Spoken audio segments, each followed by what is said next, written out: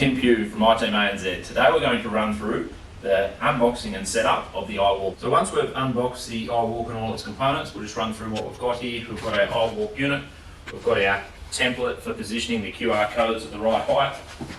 It comes with 10 QR codes, you can get more if required.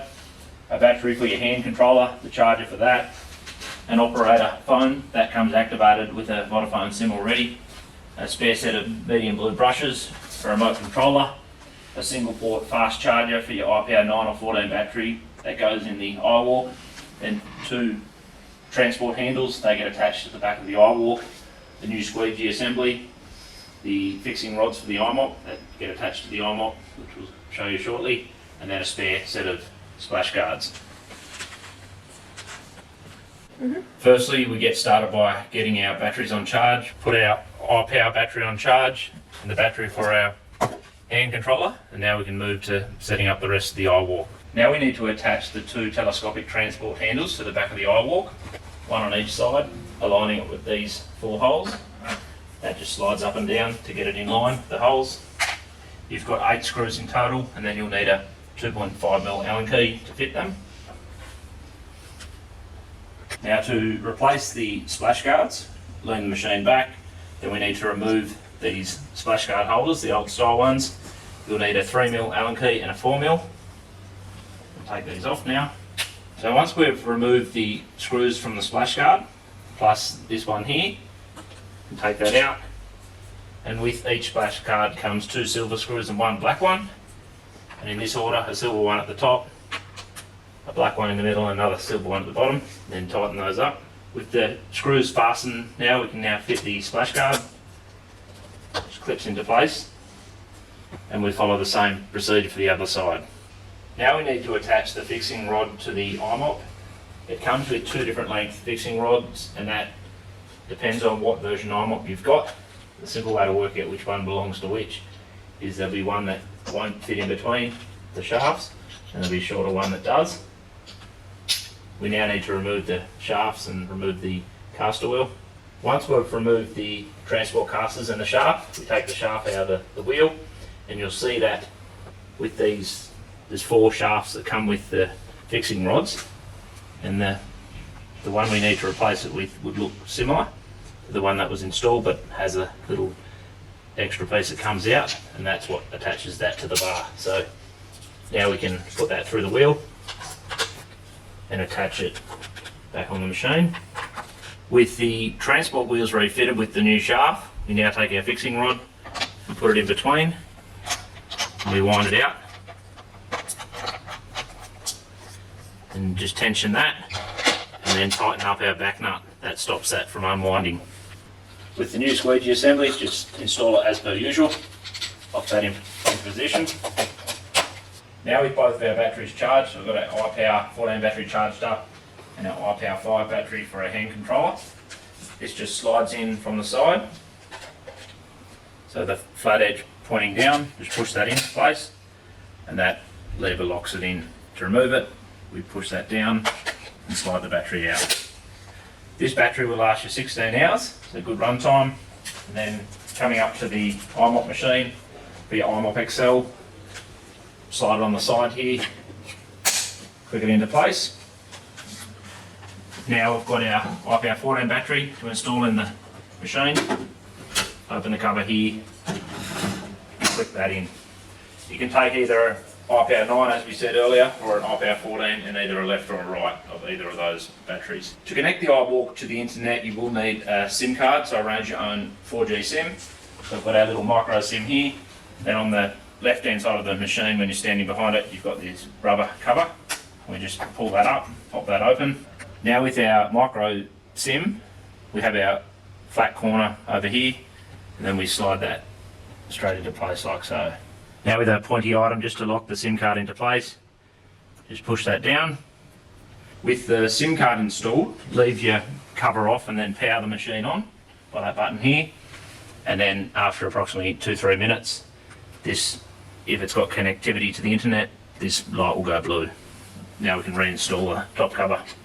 So with the battery installed in the controller, the battery installed in the iWalk, we first power on the controller. and then power on the eyewalk with the button over here. The eyewalk will give a message once it's ready to use. System ready. Okay, so with both units powered on and our lock unlock button white, that means that the eyewalk can be moved freely. There's your extension handles to be able to move the machine around from area to area. The other way to move it around is with the remote control. Turn on the remote control here and then hit the connect button. Once I've pressed the connect button, it's paired with the machine. The lock unlock light will go blue, and then with the toggle stick we can adjust that and move that around. In most cases it's easier just to switch it back into your unlock mode and use the handles. Before locking the eye into the eyewalk, make sure you fill the solution tank to the full mark. The reason for that is there's no communication between the water level of the eye and the eyewalk. So after 15 minutes of continuous use, the eyewalk will stop for you to check the solution tank and empty the recovery tank. Now, to connect the eye mop with the eyewalk, we first need to lock the eyewalk in place by hitting the lock unlock button. When that goes blue, that means the machine is locked.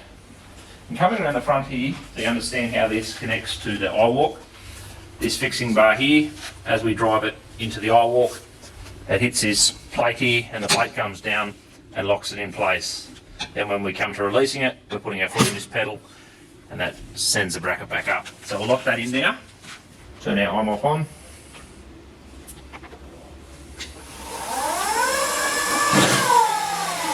When locking the eye mop into place, just have a look at the lever down there and make sure it's come right down over the bar. If it hasn't, like it's showing here, push that down to allow it to lock into place. Bring your handle up into the upright position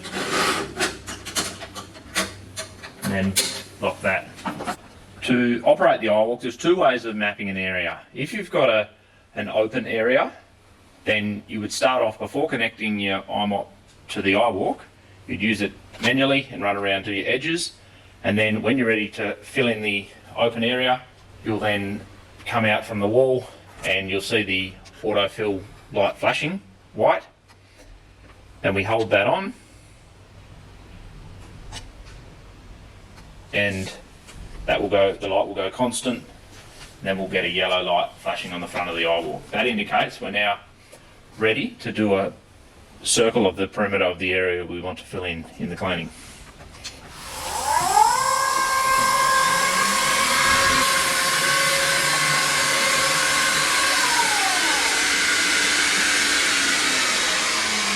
Now once we've come back to where we started on that full circle, we'll see that the autofill light is solid blue, and then we've got a stop light flashing. We can now hit that and it will continue cleaning.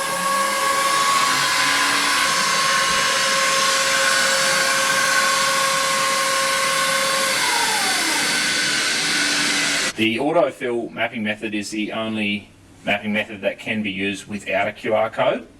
To use the teach and repeat, we need the QR code as it saves the cleaning plan to the QR code. Using the autofill method as well though, that can also be paired with the QR code so that the cleaning plan is not lost.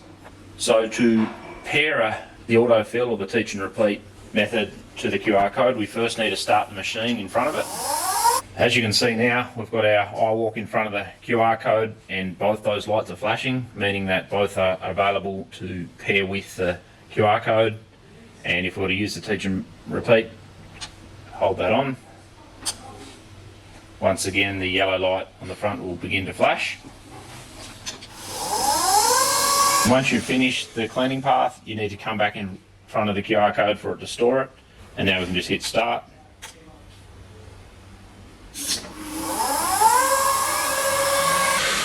The use cases for using the teach and repeat method is any environment that is congested. It could be a small supermarket with aisles or an office with a number of tables and chairs around. This is the preferred method. Use the autofill when it's an open space, as the teach and repeat method will cover the area a lot more efficiently than it would if it was using the autofill. Okay, so now we've had the machine running for 15 minutes, the machine stopped, and we need to refill the solution tank and empty the recovery tank. So we need to come round and unlock the unit. Unlock our latch on the back here. Then our yellow foot pedal here, we're going to push that down, push that away. Because of the operator phone, this is not required to operate the iWalk. Both the autofill and the teach and repeat method can be used without this. The purpose of it is so that if you're working nearby, performing some other cleaning tasks, you'll get push notifications if the machine stops or needs to be recharged, or if there's any obstacles. So that really covers all you need to know in terms of getting started with the iWalk. We will in future videos cover off on in a little more detail around the app and what other features and functionalities you do have within it. But get started, get out there and enjoy the iWalk.